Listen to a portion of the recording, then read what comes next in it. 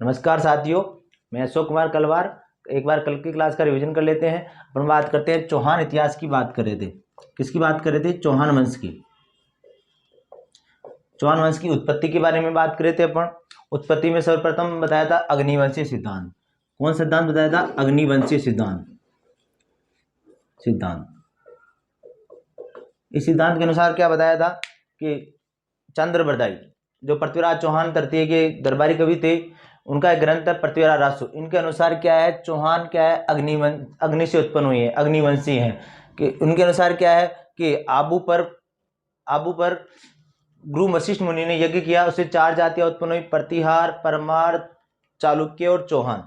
प्रतिहार का मतलब द्वाररक्षक, परमार का मतलब परम शत्रु को मारने वाला, और चालुक्यों को सोलंकी भी कहा जाता है। और जो चौहान है वो शस्त्रों के साथ पैदा हुए, ताकि किसके लिए? राक्षसों का संहार करने के लिए। राक्षस कौन है? विदेशी आक्रांता। दूसरे सिद्धांत की अपन बात करते हैं तो इंद्रवंशीय सिद्धांत है। इंद्रवंशीय सिद्धांत किसने दिया? ये पाली जिले में सेवाड़ी है। सेवाड़ी में रायपाल चौहान का, किसका? रायपाल चौहान का एक अभिलेख है। उससे प्राप्त अभिलेख से पता चलता है कि चौहान क्या थे? इंद्रवंशीय थे। अपन बात करते हैं तीसरे सिद्धांत की, विदेशी सिद्धांत की, कि चौहान क्या थे? विदेशी थे। विदेशी अर्थात शकों की संतान थे। इस बात का समर्थन कौन करते हैं? तो Colonel James Tod, William Crooke और स्मिथ साहब किसकी क्या करते हैं कि चौहान क्या थे? चौहान विदेशी थे। अब बात करते हैं ब्राह्मण वंशीय सिद्धांत। ब्राह्मण वंशीय सिद्धांत में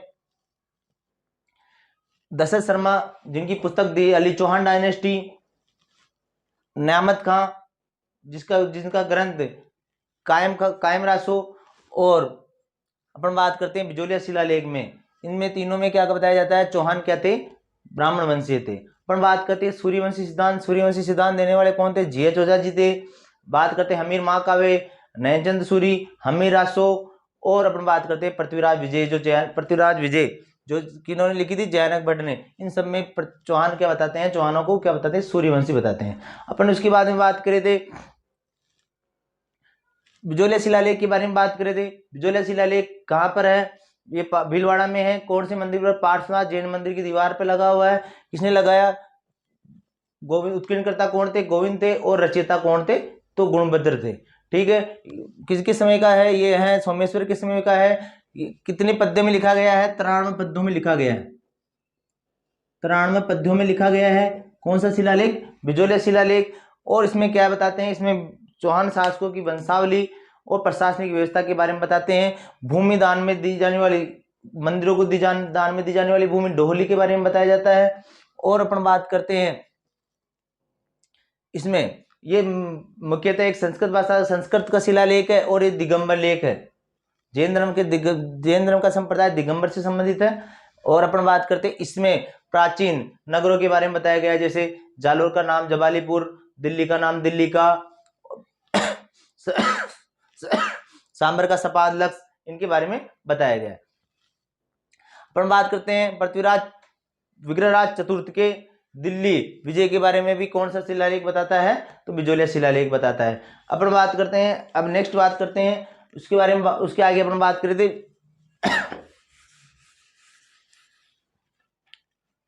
वासुदेव चौहान की। किसकी बात करें थे? वासुदेव चौहान। चौहानों का प्रथम पुरुष, मूल पुरुष, आदि पुरुष। इन्होंने कब? 551 ईस्वी में। कब? 551 ईस्वी में चौहान वंश की स्थापना की। कहां पर? सपाद लक्स और अनंतपुर और पुष्कर के मध्य सपाद लक्स में इन्होंने, वासुदेव चौहान ने किसकी स्थापना की? चौहान वंश की स्थापना की, तथा सांबर झील का निर्माण करवाया, तथा शाकंभरी माता का मंदिर का निर्माण करवाया। किन्होंने? वासुदेव चौहान ने। इस बात की जानकारी किसमें मिलती है? बिजोलिया शिलालेख में मिलती है। अपन बात करते हैं वासुदेव चौहान का जो उत्तराधिकारी हुआ, उत्तराधिकारी था सामंतराज, जिनको बिजोलिया शिलालेख में सामंतराज को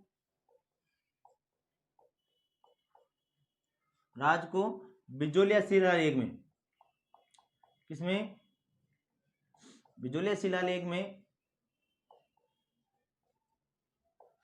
विप्रवंशीय, विप्र श्री वत्स गोत्र भूत कहा गया है। ध्यान रखना, सामंत राज जो वासुदेव चौहान का उत्तराधिकारी हुए उनको बिजोलिया शिलालेख में विप्र स्त्री वत्स गोत्र भूत कहा गया है। ठीक है, इसके बाद में शासक हुआ अजयपाल या अजयराज, जो जिन्होंने पृथ्वीपुर के नाम से अजमेर बसाया तथा भाद्र शुक्ल षष्ठी को अजयपाल बाबा के नाम से इनका मेला लगता है प्रतिवर्ष। ठीक है, इसके बाद में अपन बात करते हैं, बहुत से शासक होते हैं छोटे मोटे शासक, इतिहास जी को कहा। इसके बाद में अपन बात करते हैं इतिहास उन्हीं शासकों का नाम लेता है जो कुछ करके गए। वैसे तो बहुत से सारे शासक हुए, लेकिन अपन बात करते हैं जो जिनके बारे में कुछ मिलता है, उल्लेख मिलता है, उनके बारे में बात करते हैं। अपन बात करते हैं गोविंदराज।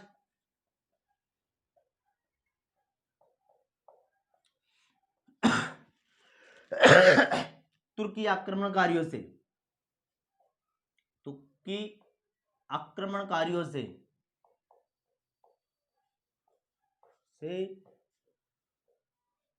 लड़ने वाला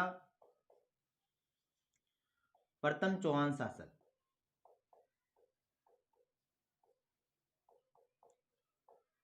इसके बाद में बात करते हैं दुर्लभ राज की।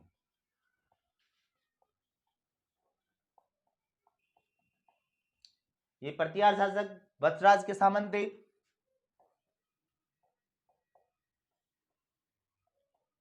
शासक वत्सराज के सामंत थे।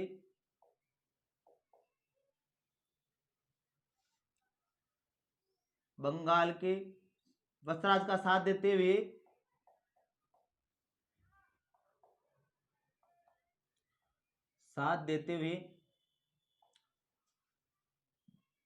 पाल वंश के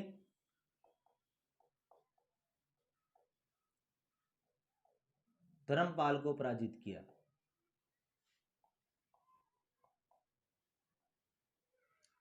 इनके काल में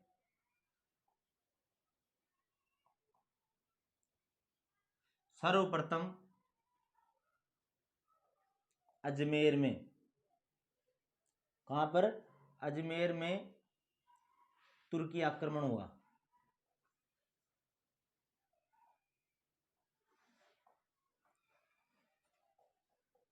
एक बार वापस समझ लेते हैं। सबसे पहले बात करते हैं गोविंदराज की। तुर्की आक्रमणकारियों से, किससे, तुर्की आक्रमणकारियों से लड़ने वाले प्रथम चौहान शासक कौन थे, गोविंदराज थे।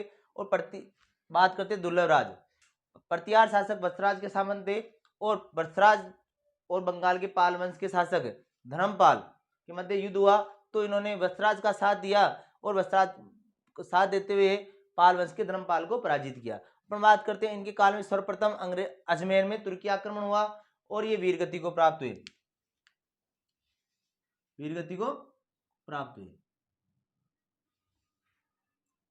तो क्वेश्चन आता है कि चौहान अजमेर में सर्वप्रथम तुर्की आक्रमण किसके समय में प्रारंभ, किसके समय में हुआ, तो दुर्लभराज के समय में। और दुर्लभराज किसके सामंत थे, तो वत्सराज के सामंत थे। ठीक है, अपन बात करते हैं गोविंदराज। तो तुर्की आक्रमणकारियों से लड़ने वाला पहला अजमेर या चौहान शासक कौन था, तो गोविंदराज थे। ठीक है,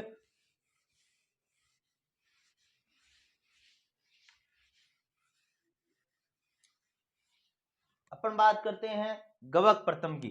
नेक्स्ट शासक है गवक प्रथम।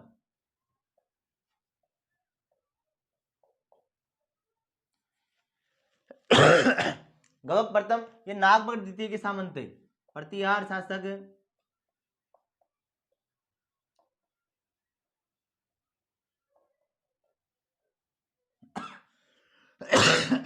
नागभट्ट द्वितीय के सामंत थे।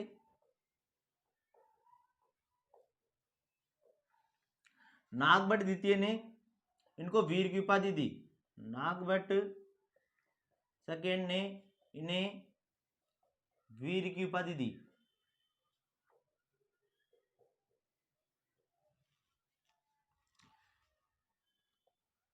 बाद में ये नागभट्ट द्वितीय से स्वतंत्र हो गए थे, तो प्रथम स्वतंत्र चौहान शासक किससे स्वतंत्र हुए थे,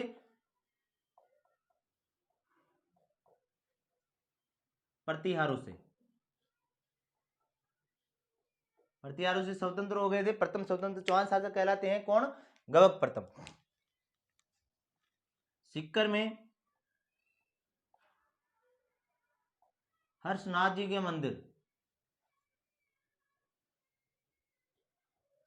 मंदिर का निर्माण प्रारंभ करवाया। किन्होंने? गवक प्रथम ने मंदिर का निर्माण प्रारंभ करवाया। ठीक है। इस मंदिर का पूरा निर्माण सिंहराज के काल में हुआ। किसके काल में पूरा हुआ? सिंहराज के काल में पूर्ण हुआ। इन्होंने अपनी बहन किन्होंने? गवक प्रथम ने अपनी बहन कलावती का विवाह कन्नौज के राजा भोज के साथ किया। कन्नौज शासक भोज के साथ किया।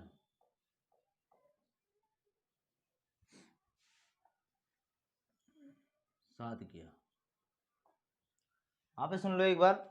गवक प्रथम प्रतिहार शासक थे। नागभट्ट इनके सामंत थे। नागभट्ट ने इनके वीर की उपाधि दी।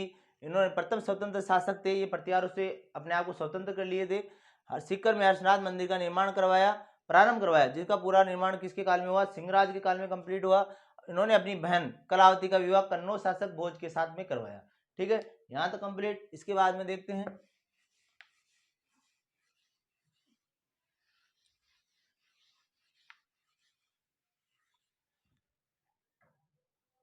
अपन बात करते हैं चंदन राज की। किसकी बात करते हैं? चंदन राज की बात करते हैं। तो इन्होंने तोमर वंशी शासक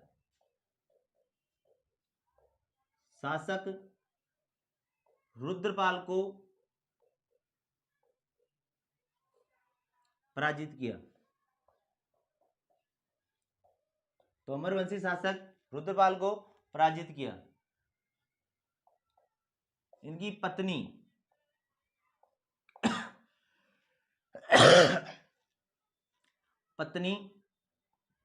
रुद्रमा देवी या आत्मप्रभा प्रतिदिन पुष्कर झील पर 1000 दीपक जलाती थी। प्रतिदिन रुद्रमा देवी थी, पत्नी थी इनकी चंदनराज की, जिसे आत्मप्रभा भी कहा जाता है। भगवान शिव की भक्तानी थी और प्रतिदिन पुष्कर झील पर 1000 दीपक जलाती थी। कितने दीपक जलाती थी? 1000। अर्थात योग विद्या में, किसमें? योग विद्या में निपुण थी। गवक प्रथम के बारे में लिख लेना एक बार। गवक प्रथम साइड में लिख देता हूं। गवक प्रथम ने हर्ष राय की उपाधि धारण की। किसकी उपाधि धारण की? हर्ष राय की उपाधि धारण की। हर्ष राय की उपाधि धारण की किसने? गवक प्रथम ने। थोड़ा सा लिख लेना साइड में। अपन बात कर रहे थे किसकी? चंदनराज की। इन्होंने तोमर वंशी शासक रुद्रपाल को पराजित किया। रुद्रमा देवी या आत्मप्रभा जो इनकी पत्नी थी, प्रतिदिन पुष्कर झील पर, किस पर? पुष्कर झील पर क्या करती थी? दीपक जलाती थी। कितने दीपक? 1000 दीपक। और योग विद्या में निपुण मानी जाती है। क्या मानी जाती है? योग विद्या में क्या मानी जाती है? निपुण मानी जाती है। कौन? रुद्रमा देवी। और गवक प्रथम के बारे में लिख लेना। गवक प्रथम को गवक प्रथम ने हर्ष राय की उपाधि धारण की। किसकी उपाधि धारण की? हर्ष राय की उपाधि धारण की।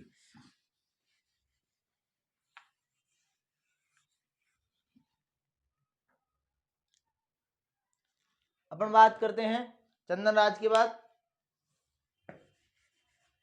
नेक्स्ट शासक की बात करते हैं अपन, वाकपति राज प्रथम। वाकपति राज प्रथम की बात करते हैं तो पृथ्वीराज विजय में, किसमें? जो ग्रंथ किसका है? जैनक भट्ट का है। पृथ्वीराज विजय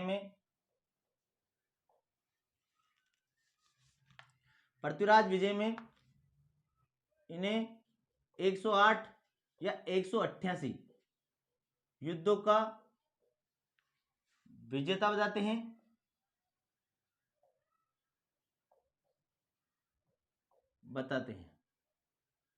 दूसरी बात करते हैं इनके पुत्र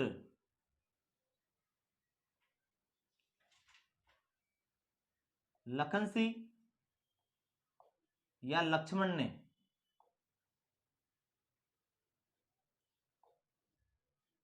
नाडोल में, कहां पर, नाडोल पाली में चौहान वंश की स्थापना की। तो नाडोल पाली में चौहान वंश के संस्थापक कौन थे? तो लक्ष्मण राज थे, और पुत्र थे वाघपति राज के पुत्र थे। हर्षनाथ मंदिर पर एक लेक है, उसे हर्षनाथ लेक कहते हैं। हर्षनाथ लेक, लेक के अनुसार इन्होंने महाराज की उपाधि धारण की। इन्होंने महाराज की उपाधि धारण की।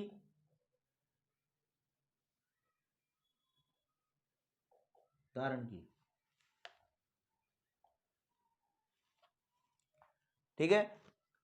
वाघपति राज प्रथम की बात करते हैं। पृथ्वीराज विजय में इन्हें 108 और 188 युद्धों का विजेता बताते हैं। इनके पुत्र लखन सिंह और लक्ष्मण सिंह या लक्ष्मण ने नाडोल में पाली में चौहान वंश की स्थापना की। और हर्षनाथ लेख के अनुसार इन्होंने किसकी उपाधि धारण की? महाराज की उपाधि धारण की। किन्होंने? वाघपति राज प्रथम ने। अपन बात करते हैं नेक्स्ट, विग्रहराज द्वितीय।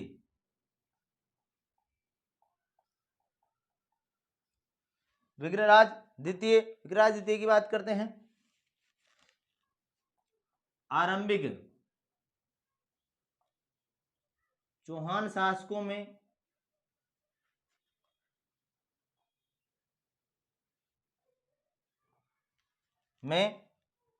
सबसे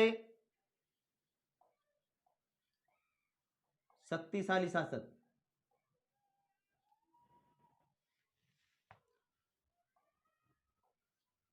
आरंभिक चौहान शासकों में सबसे शक्तिशाली शासक माना जाता है कौन? विग्रहराज द्वितीय। कैसे शक्तिशाली थे? तो देखो,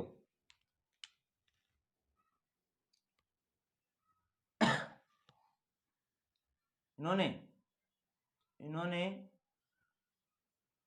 चालुक्य शासक मूलराज प्रथम को पराजित किया।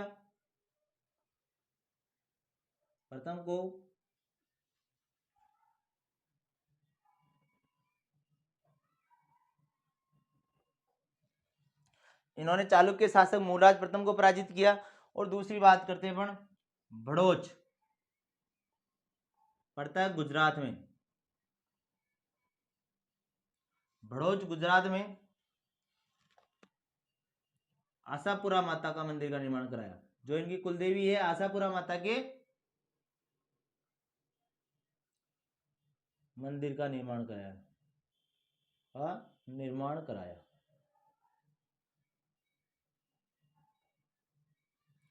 अपन बात करते हैं वाघपति राज प्रथम की। इन्होंने पृथ्वीराज विजय ग्रंथ है किसका? जयानक भट्ट का। इन्होंने 108 188 युद्धों का विजेता बताते हैं। इनके पुत्र लखन सिंह या लक्ष्मण ने नाडोल में चौहान वंश की स्थापना की। हर्षनाथ लेख के अनुसार इन्होंने महाराज की उपाधि धारण की। और इसी लेख के अनुसार प्रतिहार सेनापति, इन्होंने वाघपति राज ने प्रतिहार सेनापति तंत्र राज को पराजित किया। किसको? तंत्र राज को पराजित किया।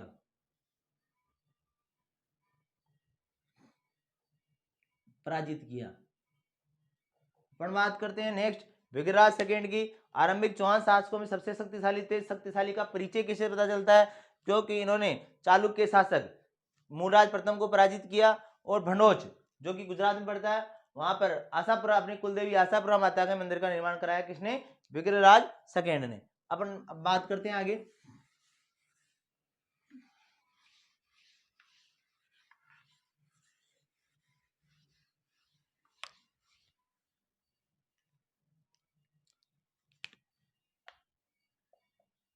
गोविंद तृतीय। पृथ्वीराज विजय के अनुसार एक ग्रंथ है, पृथ्वीराज विजय के अनुसार इन्हें वेरीगट कहा गया, इन्हें वेरीगट, वेरीगट मतलब शत्रु का संहार करने वाला, शत्रुओं का संहारक किन्हें कहा गया? पृथ्वीराज विजय के अनुसार वेरीगट किन्हें कहा गया? गोविंद तर्क को कहा गया, गोविंदराज तृतीय को क्या कहा गया? वेरीगट कहा गया। फरिश्ता के अनुसार, फरिश्ता एक इतिहासकार हैं, फरिश्ता के अनुसार ये गजनी के शासकों को मारवाड़ से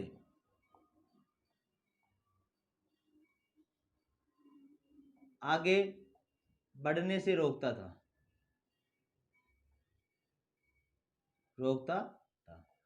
सुन लो, गोविंदराज तृतीय, पृथ्वीराज विजय के अनुसार इन्हें किसकी उपाधि दी गई है? वेरीगट की उपाधि दी गई है, अर्थात शत्रुओं का संहार, वेरी यानी शत्रु और गट का मतलब संहारक, शत्रुओं का संहार करने वाले। फरिश्ता के अनुसार गजनी के शासकों को मारवाड़ से आगे बढ़ने से रोकता था। अब इसके बात करते हैं वीर्यराम या वीर्यराज, इनके बारे में ध्यान रखना है। इनके समय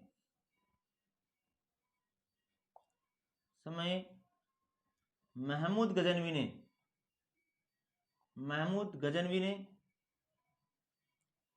1075 के आसपास 1075 ईस्वी में आक्रमण किया। अब बात करते हैं नेक्स्ट शासक की, बात करते हैं तो पृथ्वीराज प्रथम।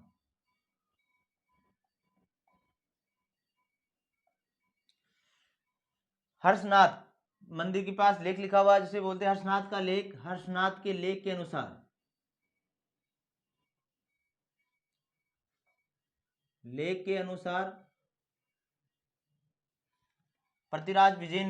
पृथ्वीराज पष्ट ने महाराजा धीराज की, महाराजा की उपाधि किसने धारण की थी?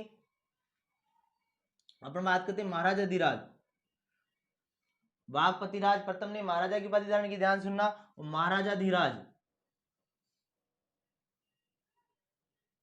की उपाधि धारण की। कौन से लेख के अनुसार? हर्षनाथ के लेख के अनुसार। और इन्होंने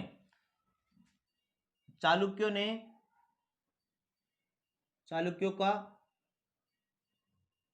700 चालुक्यों का संहार किया। 700 चालुक्यों को पुष्कर में पराजित किया।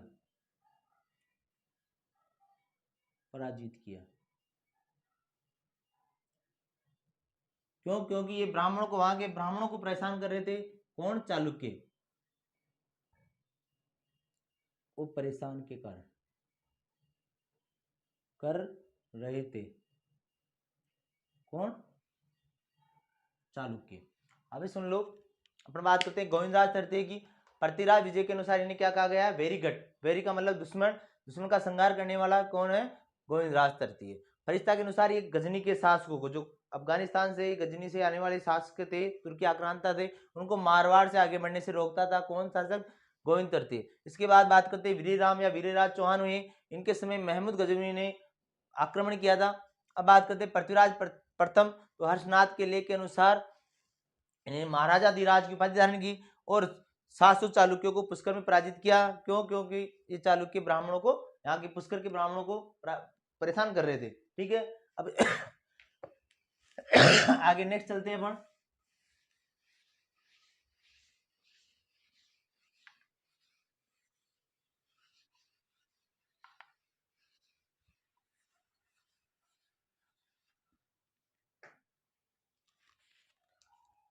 अपन बात करते हैं अजयराज।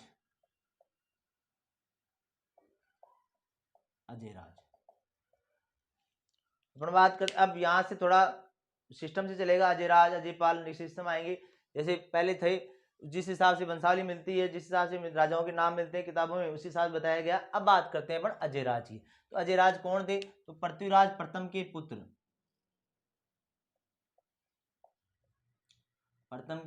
पुत्र, इन्होंने 1113 ईस्वी में परमारों का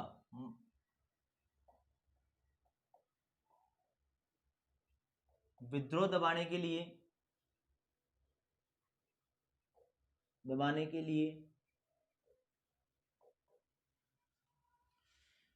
गठबीटली पहाड़ी पर अजय मेरू दुर्ग का निर्माण कराया। दुर्ग का निर्माण करवाया। इस अजय मेरू कालांतर में इस पर मेवाड़ शासकों का अधिकार हो गया। फिर मेवाड़ जो राजकुमार थे, उड़ना राजकुमार, उनकी पत्नी तारा देवी के नाम से इनका इस दुर्ग का नाम तारागढ़ पड़ा। ठीक है, बात करते हैं अभी दुर्ग में, बात करेंगे इनके बारे में या फिर मेवाड़ के बारे में, मेवाड़ आएगा तब बात करेंगे। अभी समझते हैं कि 1113 ईस्वी में परमारों का विद्रोह दबाने के लिए गठबीटली पहाड़ी पर अजय मेरू दुर्ग का निर्माण कराया किन्होंने? अजयराज जी ने। ठीक है, इनका काल चौहान साम्राज्य के निर्माण का काल कहलाता है। निर्माण का काल कहलाता है। ठीक है, अपन बात करते हैं इन्होंने उज्जैन के शासक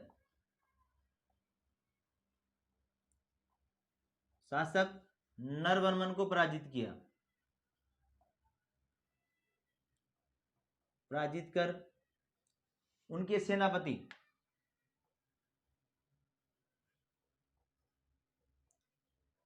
सालन को बंदी बनाकर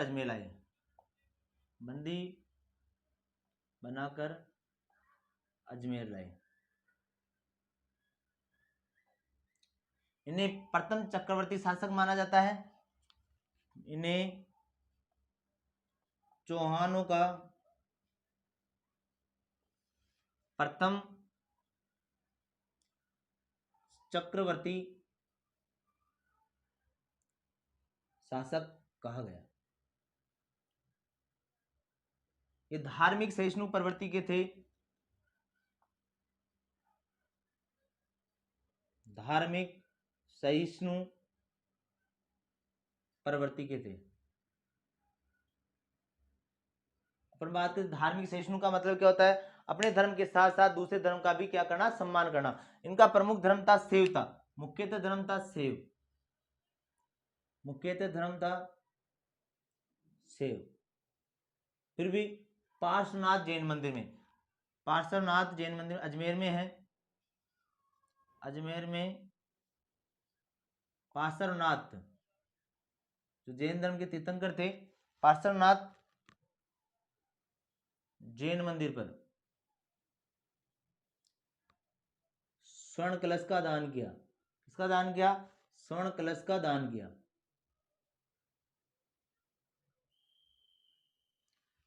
किन्होंने? अजयराज जी ने गर्जन मातंग को हराया। गर्जन मतलब गजनी, और मातंग का मतलब हाथी पर बैठे हुए गजनी के शासकों को पराजित किया किन्होंने? अजयराज ने। इसलिए कहा जाता है गर्जन मातंग को पराजित किया किन्होंने? अजयराज जी ने। ठीक है, एक बार लिख लो, पृथ्वीराज प्रथम के पुत्र 1113 ईस्वी में परमारों का विद्रोह दबाने के लिए इन्होंने गठबीटली पहाड़ी पर अजय मेरू दुर्ग का निर्माण करवाया, जिसे कालांतर में तारागढ़ दुर्ग कहते हैं। इनके बारे में चर्चा करेंगे अपन जब मेवाड़ बढ़ेंगे तब।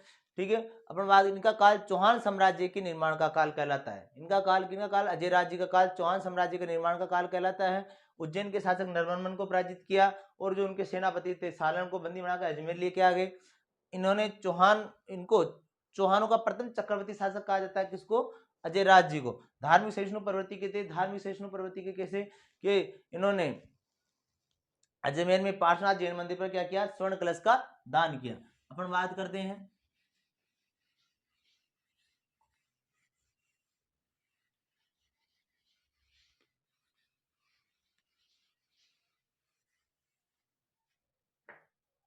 इन्होंने अपनी पत्नी सोमलवती या सोमलेखा के नाम पर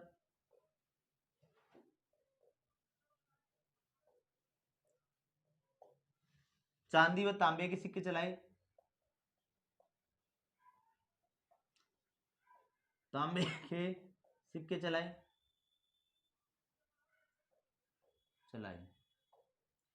इन्होंने अपनी पत्नी सोमवती या सोमलेखा के नाम पर चांदी और सोने के सिक्के चलाए। ठीक है, अपन बात करते हैं श्वेतांबर जैन धर्म के श्वेतांबर व दिगंबर के मध्य शास्त्रार्थ की अध्यक्षता की।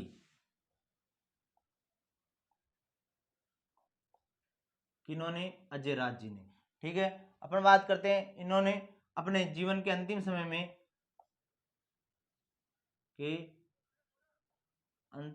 में राजपाट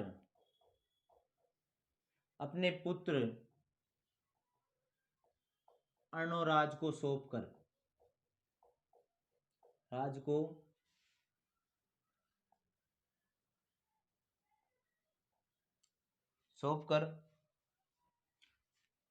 पुष्कर चले गए।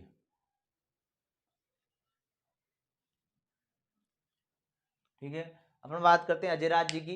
इन्होंने अपनी पत्नी सोमलवती या सोमलेखा के नाम पर चांदी के सिक्के चलाए।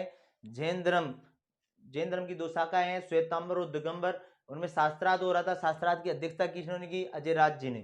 ठीक है, अपन बात करते हैं जीवन के अंतिम समय में राजपाट अपने पुत्र अर्णोराज को सौंपकर कहां चले गए थे? पुष्कर में चले गए थे।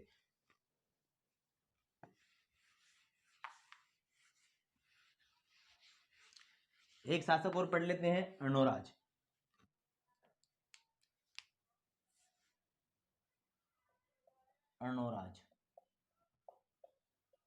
से अनाजी भी कहते हैं।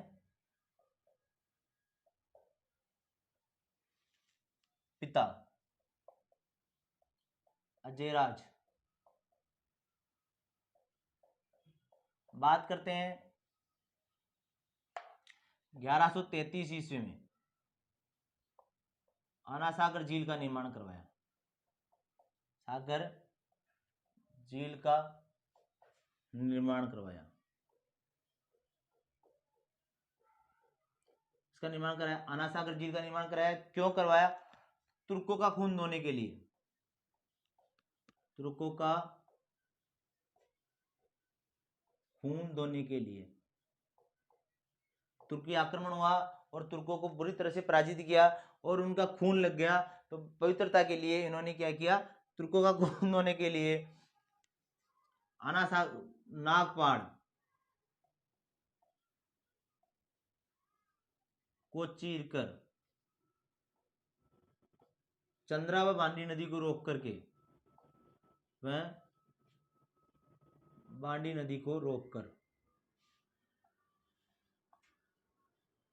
रोककर झील का निर्माण करवाया।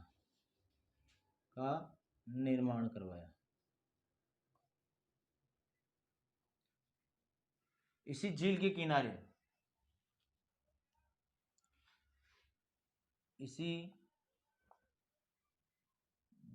किनारे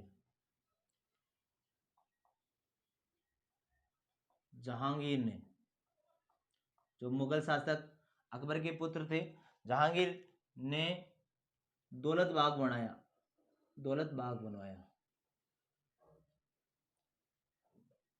दौलत बाग, जिसे वर्तमान में क्या कहते हैं? सुभाष उद्यान कहते हैं। सुभाष उद्यान वर्तमान में। ध्यान रखना, ये दौलत थे, ये चित्रकार थे, जहांगीर के काल के चित्रकार थे और इन्होंने जहांगीर का चित्र बना दिया था, इसलिए इनके नाम पर दौलत बाग बनवाया कि इन्होंने, जहांगीर ने। अपन बात करते हैं नेक्स्ट बात करते हैं इसी झील के किनारे। कौन सी झील के किनारे? आना सागर झील के किनारे। इसी झील के किनारे नूरजहां ने, किसने? नूरजहां नूरजहां की माता अस्मत बेगम ने, किसने, अस्मत बेगम ने गुलाब से इत्र बनाने की विधि बनाई, इत्र बनाई, गुलाब से किससे इत्र बनाई। अपने राजस्थान में एक बार सवाल आया था लेब असिस्टेंट 2016 में कि कसकस से भी इत्र बनाई जाती है। कसकस कहाँ की प्रसिद्ध है, तो भरतपुर, टोंक, सवाई माधोपुर। ध्यान रखना, कसकस कहाँ की प्रसिद्ध है, भरतपुर, टोंक, सवाई माधोपुर। और कसकस से भी क्या बनाई जाती है, इत्र बनाई जाती है। अपन बात करते हैं, नूरजहां की माता थी अस्मत बेगम ने गुलाब से इत्र बनाई, किस झील के किनारे, इसी झील के किनारे। और शाहजहां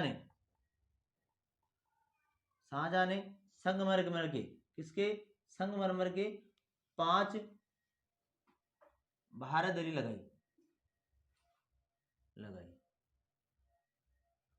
ठीक है, अपन बात करते हैं, आना सागर झील का निर्माण कराया किन्होंने, आनाजी ने। पिताजी कौन थे, अजयराज जी थे। क्यों करवाया, तुर्कों का खून धोने के लिए, तुर्क आक्रांता थे, तुर्कों का खून धोने के लिए, नागपाड़ को चीर करके।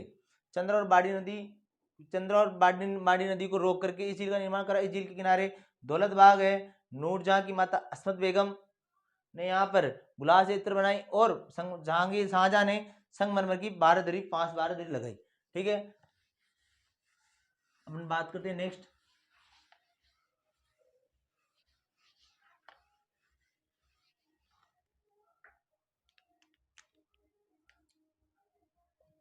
आनाजी ने पुष्कर में, कहां पर, पुष्कर में वराह मंदिर का निर्माण करवाया। वराह भगवान विष्णु को समर्पित मंदिर है, वराह मंदिर का निर्माण करवाया, जिसकी मूर्ति को कालांतर में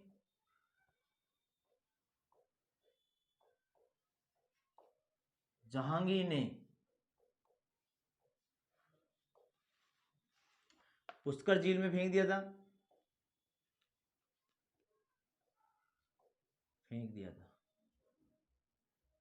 इस मंदिर का, किस मंदिर का, वराह मंदिर का जीर्णोद्धार। कुछ इतिहासकार समर सिंह को मानते हैं, और कुछ इतिहासकार प्रताप के भाई शक्ति सिंह को मानते हैं। भाई शक्ति सिंह, समर सिंह ऑप्शन में तो समर सिंह को टिक करना है, और समर सिंह ऑप्शन नहीं है तो शक्ति सिंह आएगा, शक्ति सिंह को करना है। दोनों आ जाए तो किसको अपने को करना है, समर सिंह को करना है। ठीक है, अपन बात करते हैं आनाजी के युद्ध, आनाजी द्वारा लड़े गए युद्ध। तो चौहान व चालुक्य संघर्ष,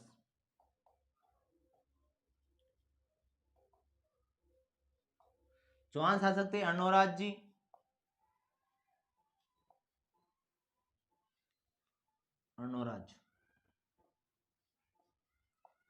वर्सेज सिद्धराज जयसिंह,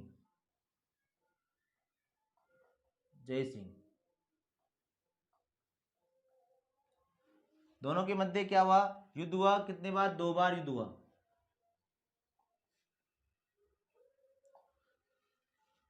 दोनों में जीत किसकी हुई, हार हुई सिद्धराज जयसिंह की, जीत किसकी हुई, अर्णोराज की। ठीक है, अपन बात करते हैं, हार होने पर इन्होंने अपनी 2 पुत्रियों, एक तो कांचन देवी, दूसरी बात करते हैं देवल देवी, दोनों का विवाह किससे करवाया, अर्णोराज से। ठीक है, इनके पुत्र का नाम है कुमारपाल।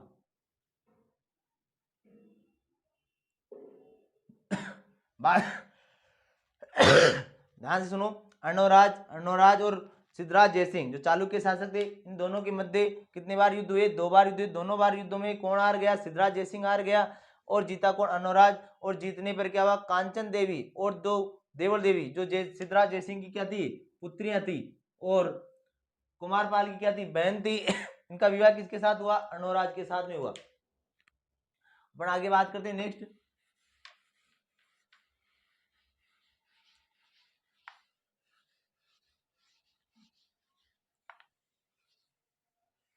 एक बार की बात है, देवलदे और अनुराग दोनों आपस में बैठे हुए थे, चौपड़ पासा खेल रहे थे, और देवलदे अपने पीहर की बड़ाई कर रही थी, और अनुराग जी कहे कि आपके पीहर को तो 2 बार मैंने हरा दिया है। तो जब देवलदे ये बात अपने भाई के पास पहुंचाती है, भाई कुमारपाल के पास, तो कुमारपाल सेना लेकर के आता है और इन दोनों के मध्य भी युद्ध होता है। किन किन के मध्य? आनाजी और वर्सेस कुमारपाल। कुछ इतिहासकार ये कहते हैं, क्यों क्यों कुछ इतिहासकार ये कहते हैं कि सिद्धराज जयसिंह का दत्तक पुत्र था, ये कुमारपाल दत्तक पुत्र थे। कुछ इतिहासकार ये मानते हैं कि चालुक्य जो सामंत थे वो कुमारपाल को राजा बनाना चाहते थे, जबकि अर्णोराज जी किसको, एक चाहड़ नाम का एक व्यक्ति था, उनको राजा बनाना चाहते थे, और दोनों की गुटबंदी के चक्कर में दोनों के मध्य युद्ध हुआ। अलग अलग लोग अलग अलग मान्यता है, ठीक है। अपने को समझना है आनाजी और कुमारपाल के मध्य क्या हुआ, युद्ध हुआ। इसमें जीत किसकी हुई? कुमारपाल की जीत हुई। और हार किसकी हुई? आनाजी की हार हुई, ठीक है। आनाजी की पुत्री झालण देवी का विवाह किसके साथ हुआ? कुमारपाल के साथ विवाह हुआ। ध्यान रखना है, आनाजी की पुत्री झालण देवी का विवाह किसके साथ में हुआ? कुमारपाल के साथ में हुआ। अपन बात करते हैं इनकी हत्या, किनकी? इनकी हत्या आनाजी की, इनके पुत्र जगदेव ने की। किसने उनकी? जगदेव ने की। अतः चौहानों का पितरंता, किनका? चौहानों का पितरंता कौन कहलाता है? जगदेव कहलाता है। अपन बात करते हैं कुमारपाल की, तो कुमारपाल यहां से फिर कहा गया? नाडोल, पाली, जालोर व चित्तौड़ को जीता।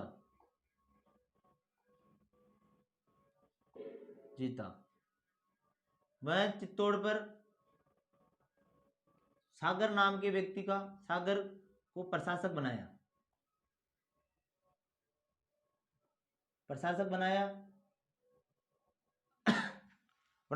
मेवाड़ पढ़ेंगे तब बात करेंगे कि मोक्कल जी के बात करेंगे। बप्पा राव ने एकलिंग जी का, नाथ जी का मंदिर का निर्माण करवाया कैलाशपुरी उदयपुर में। उस मंदिर को कालांतर में भोज परमार आता है, भोज परमार उस मंदिर का नाम बदलकर त्रिभुवन नारायण मंदिर कर देता है, और ये कुमारपाल उसी मंदिर का नाम बदल करके समदेश्वर महादेव मंदिर कर देते हैं। समदेश्वर महादेव मंदिर कर देते हैं। महादेव मंदिर किसका नाम है? ये नाम है किसका? एकलिंग नाथ जी का मंदिर का नाम बदल कर क्या कर देते हैं? समदेश्वर महादेव मंदिर, नाथ जी का मंदिर, नाम परिवर्तित, मंदिर का नाम परिवर्तित कर देते हैं, ठीक है। अपन बात करते हैं आज के लिए यहीं तक, ठीक है। एक बार वापस रिपीट कर देता हूं मैं, जो आज और कल 2 क्लासों में पढ़ाया है उसको रिपीट कर देता हूं, ठीक है। मेरा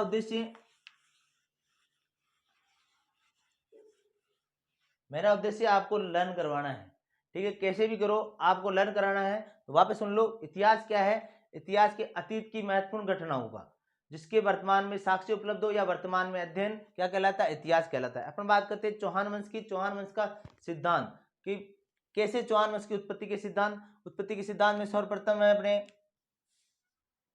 अग्निवंशी सिद्धांत किसमें बताया गया? पृथ्वीराज रासो में। किसने दिया? चंद्रवरदाई ने। इसके अनुसार क्या हुआ? 4 जातियों तो उत्पन्न हुई, प्रतिहार, परमार, चालुक्य, चौहान। क्यों उत्पन्न हुई? राक्षसों का संहार करने के। राक्षस कौन थे? तो राक्षस थे अपने विदेशी आक्रांत था। प्रतिहार, परमार, चालुक्य और चौहान अंतिम में उत्पन्न हुए, और इस शस्त्रों के साथ उत्पन्न हुए, और अपने क्या किया? अपने शत्रुओं का क्या किया? संहार किया। उसके बाद में बात करते हैं इंद्रवंशी सिद्धांत। पाली जिले के सेवाड़ी ग्राम में रायपाल चौहान का एक अभिलेख है, उसमें क्या बताया गया है कि चौहान क्या थे? इंद्रवंशी थे। अपन बात करते हैं ब्राह्मण वंशीय सिद्धांत की। अपन बात करते हैं बिजोलिया शिलालेख। अपन बात करते हैं न्यामत खा का, जो न्यामत खा का जिसे कविजान के नाम से जाना जाता है उनका ग्रंथ कायम खा रासो। अपन बात करते हैं दशरथ शर्मा उनकी जब पुस्तक दी अर्ली चौहान डायनेस्टी, इनमें क्या बताया गया है, ब्राह्मण वंशीय थे। अपन बात करें विदेशी संतान, विदेशियों के बारे में कौन बताया गया, Colonel James Tod, William Crooke, और क्या बताया, कौन बताया गया, स्मिथ बताया गया। अपन बात करते हैं कि सूर्यवंशी सिद्धांत में जीएच ओझा जी थे, हमीर रासो था, पृथ्वीराज विजय, ये आदि थे। ठीक है, अपन बात करते हैं बिजोलिया शिलालेख की बात करें तो बिजोलिया शिलालेख कौन से कब का है, 1170 ईस्वी का, किसके समय में का है, सोमेश्वर के समय का है, कहाँ पर लगा हुआ है, बिजोलिया में कौन से मंदिर में, पार्श्वनाथ जैन मंदिर में लगा हुआ है, कितने, कौन सा लेख है ये, दिगंबर लेख है, कौन सी भाषा में, संस्कृत भाषा में, कितने पद्य है, 93 पद्य हैं। ठीक है, इसमें क्या बताया गया है, इसमें चौहान शासकों की वंशावली के बारे में, प्रशासकों के बारे में, प्रशासक क्रिया के बारे में बताया गया है। इनमें मंदिरों को दी जाने वाली भूमि, मंदिरों को दान में दी जाने वाली भूमि डोहली के बारे में बताया गया, और अलग दान, स्वर्ण पत्र दान, भूमि दान के बारे में बताया गया है। किसमें, बिजोलिया शिलालेख में। अपन बात करते हैं, नेक्स्ट बात करते हैं अपन बात करते हैं वासुदेव चौहान की, चौहानों का मूल पुरुष, प्रथम पुरुष, आदि पुरुष। उन्होंने सांबर झील का निर्माण कराया तथा शाकंभरी माता के मंदिर का निर्माण कराया कब, 551 ईस्वी में। अपन इसके बाद में बात करते हैं सामंतराज की बात करते हैं तो इन्होंने बिजोलिया शिलालेख विप्र श्री वत्स गोत्र भूतक की कहा गया किसको, सामंतराज। उसकी बाद में बात करते हैं अजयपाल की, किसकी बात करते हैं, अजयपाल की। भाद्र शुक्ल षष्ठी को इनका मेला लगता है और अपन अजमेर में, और इन्होंने पृथ्वीपुर के नाम से अजमेर बसाया कब, 7वीं शताब्दी में। ठीक है, अपन बात करते हैं नेक्स्ट शासन था गोविंदराज, तो तुर्कों से लड़ने वाला प्रथम शासक, चौहान शासक कौन था, गोविंदराज। इसके बाद में बात करते हैं अपन दुल्लराज, जो वत्सराज का सामंत थे, प्रतिहार शासक वंशराज का सामंत था, और वत्सराज का साथ देते हुए बंगाल के पाल वंश का शासक धर्मपाल को क्या किया था, पराजित किया था। किन्होंने, दुल्लराज ने। इनके समय में अजमेर में प्रथम मुस्लिम आक्रमण हुए और ये वीर गद्दी को प्राप्त हो गए। इनके भाई माणक राय सांबर चले गए। अपन बात करते हैं दुर्लभराज के बाद में बात करते हैं गवक प्रथम, किसकी बात करते हैं अपन, गवक प्रथम। ये नागभट्ट द्वितीय के क्या थे, सामंत थे। इन्होंने, नागभट्ट द्वितीय ने इनको वीर की उपाधि दी। इन्होंने अपनी बहन कलावती का विवाह राजा भोज के साथ में करवाया। भोज कहाँ के शासक थे, कन्नौज के शासक थे। इन्होंने हर्षनाथ मंदिर का निर्माण करवाया। किसका निर्माण करवाया, हर्षनाथ मंदिर का निर्माण करवाया। पूरा निर्माण किनके काल में हुआ, सिंहराज के काल में हुआ, और उन्होंने हर्ष राय की उपाधि धारण की। किसकी उपाधि धारण की, हर्ष राय की उपाधि धारण की। अपन उसके बाद में बात करते हैं उसके बाद में बात करते हैं चंदनराज ने तोमर वंशी शासक रुद्रपाल को पराजित किया। इनकी पत्नी थी चंद्राणी, जिसे आत्म प्रभा भी कहा जाता है। प्रतिदिन पुष्कर झील पर 1000 दीपक जलाती थी। कितने दीपक जलाती थी, 1000 दीपक जलाती थी, अर्थात योग विद्या में निपुण थी। इसके बाद में बात करते हैं वाघपति राज प्रथम, किसकी बात करते हैं, वाघपति राज प्रथम, जिन्हें पृथ्वीराज विजय में 108 या 188 युद्धों का विजेता कहा जाता है। अपन बात करते हैं, इन्होंने महाराज की उपाधि धारण की। हर्षनाथ लेख जो 973 ईस्वी का है, उन्होंने इसमें क्या कहा गया, ये उन्होंने महाराज की उपाधि धारण की। अपन बात करें वाघपति राज के बाद में बात करें विग्रहराज द्वितीय प्रारंभिक चौहान शासकों में सबसे शक्तिशाली थे। भनोज में कुलदेवी आशापुरा माता के मंदिर का निर्माण कराया। और इसकी शक्तिशाली का परिचय कैसे पता चलता है, इन्होंने चालुक्य शासक मूलराज प्रथम को पराजित किया। अपन बात करते हैं नेक्स्ट शासक की बात करते हैं तो अपन बात करते हैं गोविंदराज तृतीय। ये इन्होंने वेरीगढ़ की उपाधि धारण की। किसकी, पृथ्वीराज विजय के अनुसार वेरीगढ़ की उपाधि, अर्थात शत्रु का संहार करने वाले। और फरिश्ता के अनुसार ये मारवाड़ के शासकों को गजनी के शासकों को मारवाड़ से आगे बढ़ने से रोकते थे। कौन, गोविंदराज तृतीय। अपन बात करते हैं वीरराज चौहान। इनके समय महमूद गजनवी ने 1075 में आक्रमण किया था।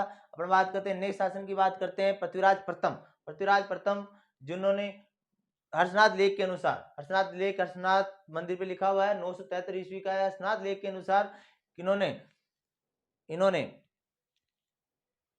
महाराजा धीराज की उपाधि धारण की। किन्होंने, पृथ्वीराज प्रथम ने। और चालुक्य जो ब्राह्मणों को परेशान कर रहे थे, कहां पर, पुष्कर झील में, उनको चालुक्यों का क्या किया, 700 चालुक्यों का वध किया।